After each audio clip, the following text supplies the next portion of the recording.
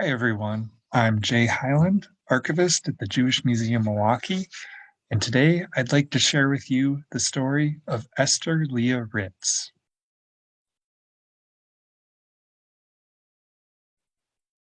Esther Leah Ritz was born in 1918 in Boole, Minnesota, a small town in northeastern Minnesota, to Matthew Medley and Jeanette Lewis. Her mother died when she was 10 in late 1928, and Esther Leah and family moved to Chisholm, Minnesota, another small town about 10 minutes from Boole, where she lived with her grandparents, Sarah and Julius Lewis. Her grandparents were ardent Zionists who kept a kosher home and observed Jewish holidays. Esther Leah also became a skilled pianist, even playing the organ at a local church around Christmas time. In reflecting on her youth years later, Esther Leah remarked, "My grandmother was the single most important person in my life. She founded the first chapter of Hadassah in the state of Minnesota in 1915. She raised money for synagogues. She did whatever she could to strengthen the Jewish structure in that small Minnesota town. She organized the Jewish community of 20 families by leading many fundraisers for the local shul, Hadassah, and the Jewish National Fund. It was from her that I learned, if you care about something, you do something about it."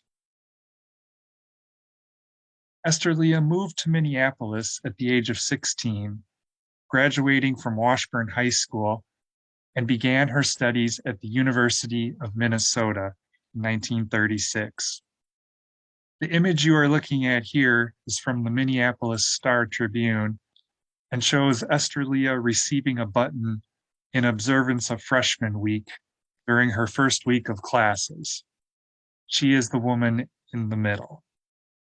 She had a large impact on campus during the years she was there and became not only the first woman allowed to write editorials for the Minnesota student newspaper, but also the first freshman overall to be able to write editorials. During Esther Leah's time attending the University of Minnesota, it had the largest circulation of any student newspaper in the United States. She graduated from Minnesota in 1940 with a degree in international relations, but never ended up using her degree because the State Department, which never had hired a woman or a Jew for diplomatic service up to that time, turned down her application. On April 8th, 1945, she married Maurice Ritz, and the couple moved to Milwaukee a short time thereafter. Maurice was an accountant, and in those early years in Milwaukee, Esther Leah spent a great deal of time helping Maurice establish his business.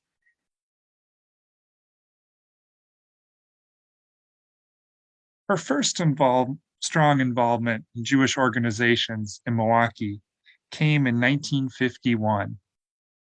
Jacob Mervis, who was the executive director of the Jewish Community Center at that time, had known Esther since she was in college at Minnesota.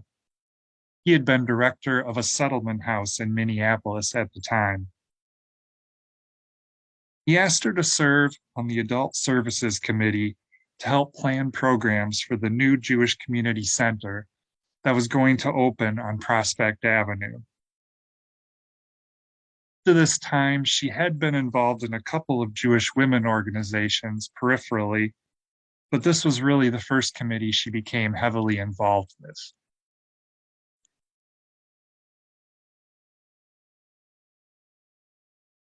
And here's a picture of her in 1960 at a Milwaukee Jewish Welfare Fund meeting.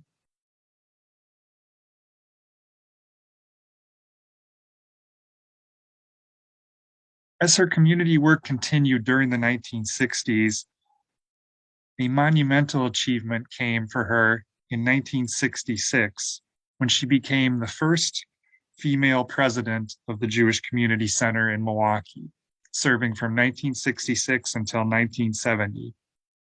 This was an extraordinary accomplishment, as up to that time, no women had been in charge of any organizations that were male dominated.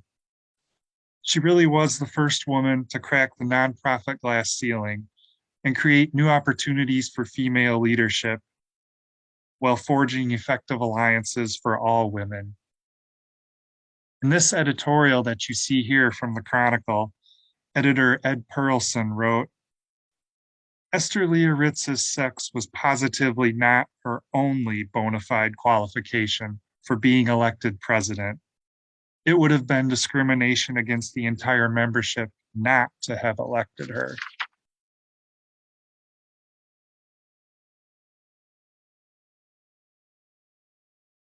And here's a photo of Esther Leah during her time as president with a couple of other local leaders, Phyllis Millman on the left and Alice Colburn in the middle. In 1976, Esther Leah was part of another significant change within Milwaukee's Jewish community. At the time, there were very few women on the Milwaukee Jewish Federation board and involved in leadership positions. A group of three strong women, Esther Leah Ritz, Betty Lieberman, and Betsy Green, met in Betty's living room where they created the white paper. The white paper stipulated that women's organizations must be recognized when top community leadership is called upon for community mobilizations, and that qualified women should be given equal consideration for professional staff vacancies for all Federation positions. The pressing tasks at home and abroad which lie before our entire community demand the fullest commitment on the part of each man and woman volunteer in Jewish life. It is essential, therefore, that the talent of individuals as individuals be recognized and utilized. In this picture, second from the left is Betty Lieberman holding the white paper, and next to her are Betsy Green and Esther Leah Ritz. The paper also went on to detail various Jewish agencies in Milwaukee and the poor representation of women in leadership positions. For example, of the 89 members on the board of directors for the Federation at that time, only 12 were women. And in Mount Sinai Medical Center, there are only 3 women among the 55 board members. The Federation board passed the resolution,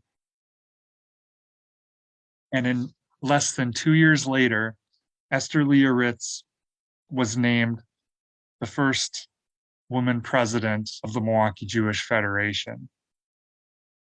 Outgoing Federation President Gerald Kahn remarked, "The fact that she is a woman is incidental. The truth is, she is simply the best person for the job."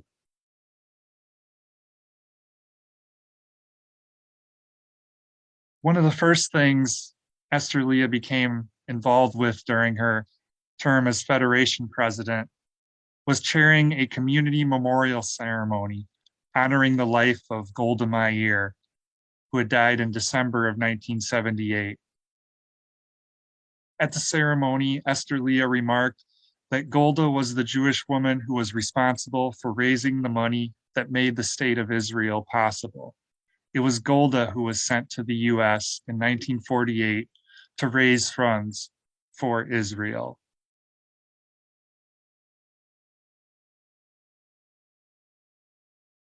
Mel Zaret would also remark about Esther Leah's strong work ethic.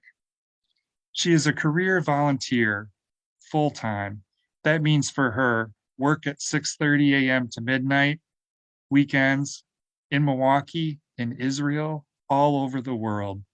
She raises money, consults, teaches, and advises, and is one of the distinguished volunteer leaders in the world. She has an international reputation and is considered a leader of leaders.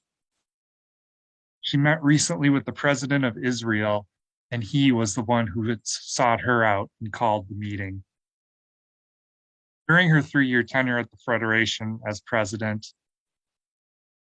a couple of things that took place were the hiring of the first full-time Jewish Community Foundation director, the Endowment Development Program of the Milwaukee Jewish Federation, which continues to grow and thrive to this day, and also the establishment of a Jewish presence at Milwaukee Public Museum's European Village exhibit that provides examples of homes and shops during the late 19th to early 20th centuries, while representing many ethnic groups making up Milwaukee's population.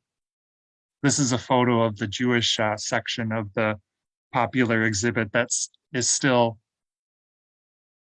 a huge part of the museum to this day.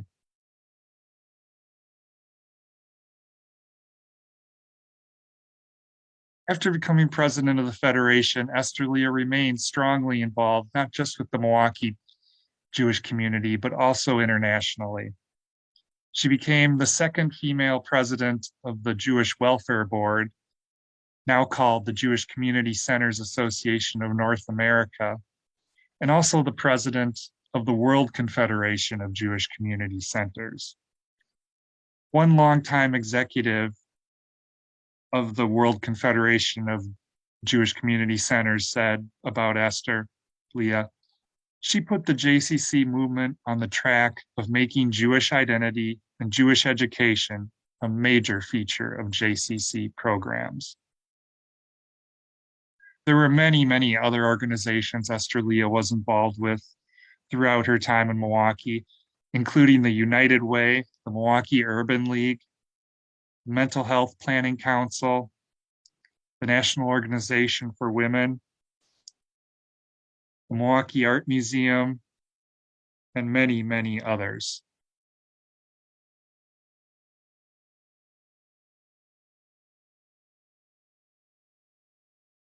Marty Stein, another strong community leader with a national reputation, said of Esther, what made her so unique was her vision, her ability to communicate in a wonderful, articulate, even spiritual way. She worked to strengthen Jewish families in the face of the severe stresses and strains that affect all families in the complex American society. She made a big impact, but if you're going to be a leader, you have to take risks and hold strong beliefs. She took many risks trying to solve problems that didn't have guaranteed solutions and devoted all of her being to causes that meant a great deal to her.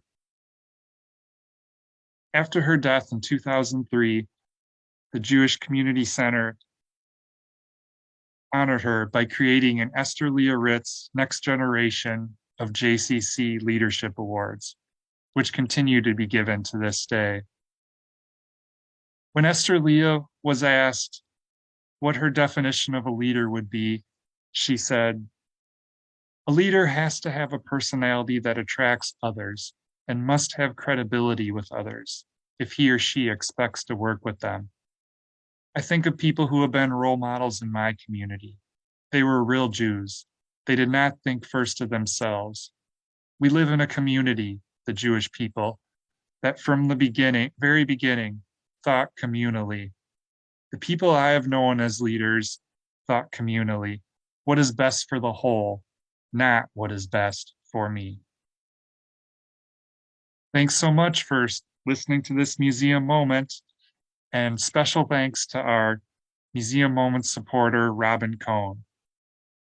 If you'd like to learn more about the Jewish Museum Milwaukee or make a donation, please visit jewishmuseummilwaukee.org. Thank you.